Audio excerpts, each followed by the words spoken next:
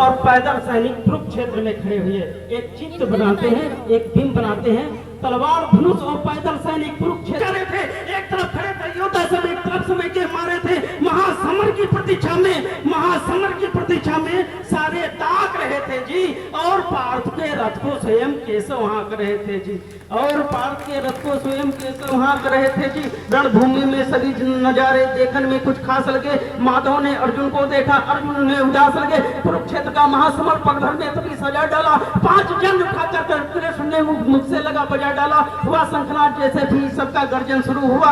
रथ बिखरना हुआ शुरू और सबका मर्दन शुरू हुआ। कहा कृष्ण ने, उठ पार्थ, एक आंखों में जरा गांडियों पर रख बाणों को, प्रतिज्ञा को खींच जरा। आप दिखा दे रणभूमि में योद्धा की तासीर। यहाँ इस धरती पर कोई नहीं अर्जुन के जैसा वीर, यहाँ इस धरती पर भी कोई नहीं अर्जुन के जैसा वीर। यहाँ सुनी बात माधव की तो अर्जुन का चेहरा उतर गया, सुनी बात माधव की तो अर्जुन का चेहरा उतर गया। मानो एक धनुर्धारी की विद्या जैसे चूहा उतर गया। बोले पार्थ सुनो गाना, ये जितने सम्मुख खड़े हुए हम सारे भाई इनसे सीख सीख कर बड़े हुए। इधर खड़े बाबा भीष्म ने हमको गोद खिलाया है, इधर खड़े बाबा भीष्म ने हमको गोद खिलाया है। गुरु द्रोण ने धनुष बाण का सारा ज्ञान सिखाया है। सभी भाई पर पैर लुटाया कुंती माता हमारी ने, कमी कोई नहीं छोड़ी प्रभु माता गांधारी ने।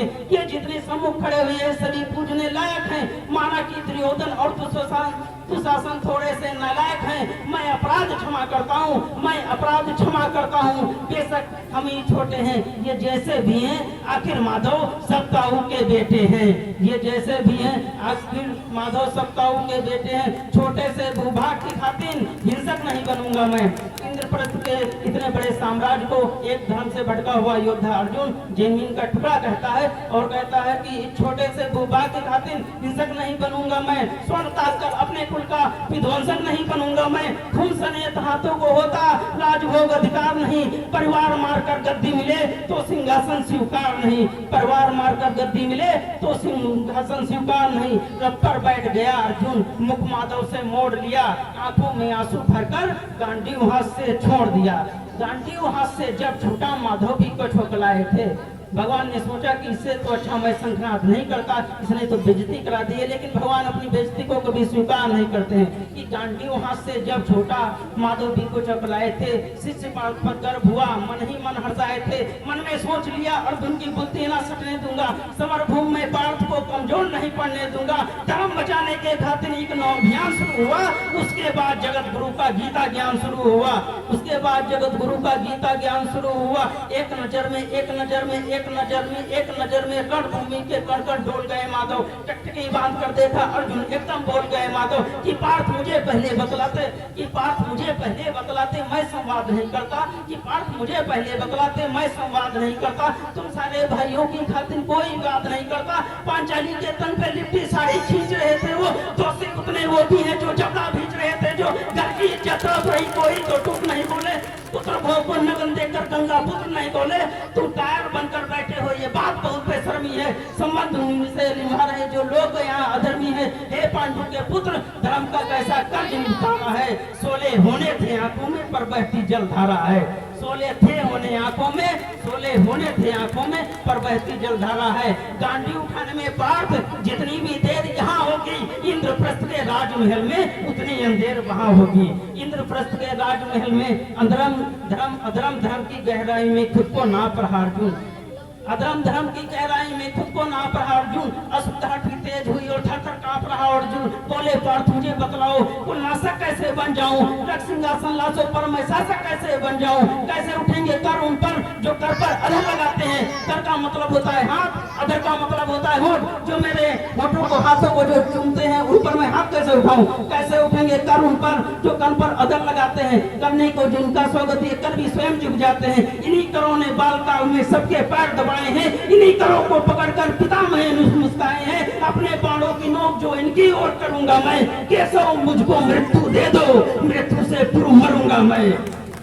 बात युद्ध के हमें न कुछ पास दिखाई देता है माधव, इस रणभूमि में बस नाश दिखाई देता है।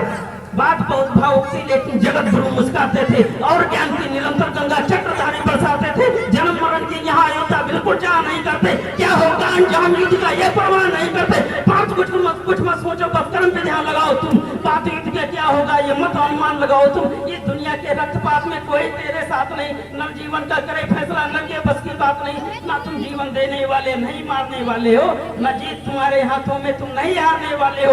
ये जीवन दीपक की भांति यूं ही चलता रहता है, पौन बेर से बुझ जाता है वरना जलता रहता है। मानव बस में शेष नहीं कुछ, फिर भी मानव डरता है। मानव बस में शेष नहीं कुछ, फिर भी मानव डरता है। वह मरकर भी अमर हुआ जो धर्म के खातिर मरता है। न सत्ता सुख से होता है, न सम्मानों से होता है। जीवन का सबसे बड़ा सम्मान क्या है, ये भगवान श्री कृष्ण गीता में बताते हैं। न सत्ता सुख से होता है, न सम्मानों से होता है। जीवन का सार बेहद बस बलिदानों से होता है।